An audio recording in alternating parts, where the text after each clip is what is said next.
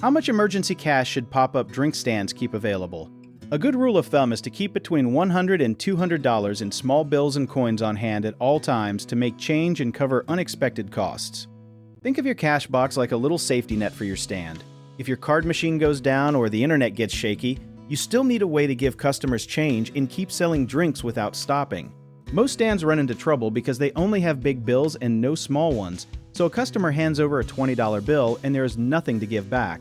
A smart trick that many stand owners do not think about is starting the day with rolls of coins and a stack of $5 bills, since those get used up the fastest.